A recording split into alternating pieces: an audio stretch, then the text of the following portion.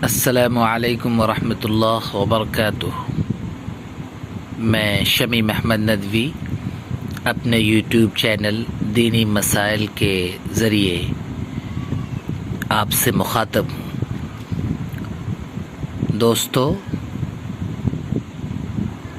آج جس مسئلے کو لے کر آپ کی خدمت میں حاضر ہوا ہوں، اس مسئلے کی واقفیت اور اس مسئلے کی جانکاری بھی ضروری ہے تاکہ ہماری عبادت، ہماری نماز بہتر طریقے سے ادا ہو سکے۔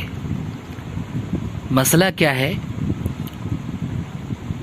مسئلہ یہ ہے کہ اسپنج کے گدوں پر سجدے کی حقیقت۔ اسپنج یا پھر اس طرح کے جو بھی گدے ہوتے ہیں، ان پر سجدوں کی حقیقت کیا ہے؟ اس موضوع کے تحت اپنے ناظرین اور اپنے سامعین کی خدمت میں حاضر ہوا ہوں۔ دوستو، سمجھنے کی بات یہ ہے کہ سجدے کے سلسلے میں اصول یہ ہے کہ سجدہ ایسی جگہ پر کیا جائے جہاں پیشانی اور ناک ٹک سکے، جہاں پیشانی اور ناک کا ٹکاؤ ہو،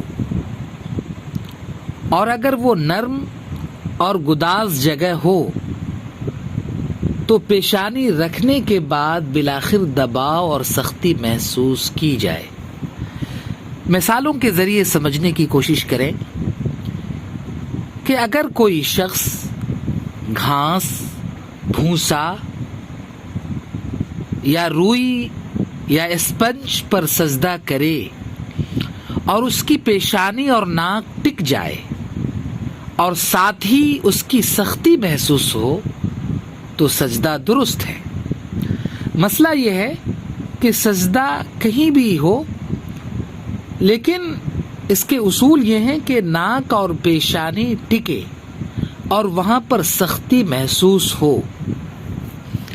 اب سجدہ کرنے والے کی ذمہ داری یہ ہے کہ وہ جہاں پر سجدہ کرے وہاں وہ ان باتوں کا خیال رکھے کہ آیا اس کی پیشانی، ان کی ناک ٹکتی ہے یا نہیں، ٹھہرتی ہے یا نہیں، سختی محسوس ہوتی ہے یا نہیں۔ اگر گھاس، پھوس، بھوسا، روئی یا اسپنج یا کسی بھی طرح کے کسی بھی گدے پر سجدہ کیا جائے اور وہاں پر سختی محسوس ہو، ناک اور پیشانی ٹکے، تو ظاہر ہے کہ سجدہ درست ہوگا۔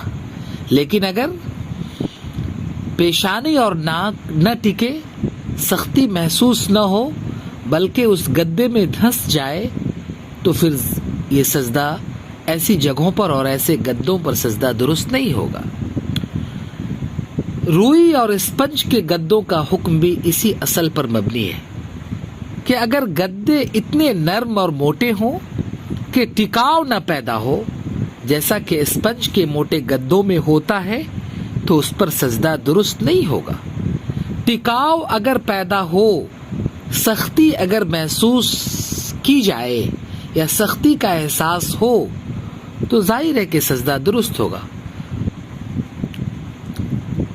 تو دوستو، اگر پیشانی اور ناک ٹک جاتی ہو اور کسی قدر سختی ایسی محسوس ہوتی ہو جو پیشانی اور ناک کے ٹکاؤ کی وجہ سے عام طور پر محسوس ہوتی ہے تو اس پر سجدہ درست ہوگا، اور اگر پیشانی اور ناک پہ سختی محسوس نہیں ہوتی ہے، وہاں پر یہ دونوں چیزیں نہیں ٹکتی ہیں، تو ظاہر ہے کہ سجدہ کرنا درست نہیں ہوگا۔ والسلام علیکم ورحمۃ اللہ وبرکاتہ۔ میں اپنے ناظرین اور سامعین سے ایک بات کہتا چلوں کہ اگر ان کے ذہن و دماغ میں کوئی کسی مسئلے کے تعلق سے انہیں جانکاری حاصل کرنی ہو تو وہ میرے کمنٹ باکس میں آ کر ضرور کمنٹ کریں، اور ویڈیو اگر پسند آئے تو اسے لائک اور شیئر ضرور کریں افادہ عام کے لیے، تاکہ لوگوں کو زیادہ سے زیادہ ان بنیادی مسائل کی جانکاری ہو سکے۔ والسلام علیکم ورحمۃ اللہ وبرکاتہ۔